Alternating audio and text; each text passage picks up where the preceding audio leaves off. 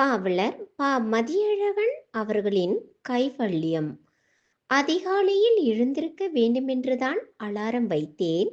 மனம் எழுந்து என்ன சாதிக்கப் போகிறோம் என்றது. கண் அசந்தேன். விழித்தபோது மணி 6.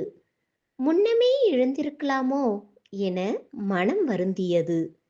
மனமே நொடிக்கு ஒரு தடவை நிலை மாற்றி என்னை அவஸ்தைப்பட வைப்பதில் உனக்கு என்ன சுகமோ? இதோ கிளம்பியாச்சு. முதலில் கோவில், பிறகு அலுவலகம். எதிரில் ரகுவா? பேச்சிலேயே நாத்திகனாக மாற்றி விடுவானே. சிறுநீர் கழிப்பது போல் வேலி பக்கம் ஒதுங்கி தப்பித்தேன்.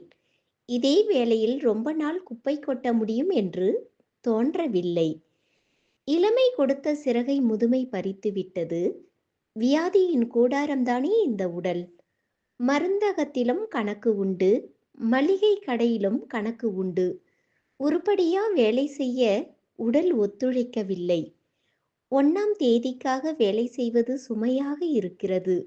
சித்திரகுப்தன் எனது கோப்புகளை எடுத்து பார்த்தால் சிரிப்பான். இத்தனை சிலுவைகளை இவன் ஒருவனே சுமக்கிறானே என்று. நன்றி, வணக்கம்.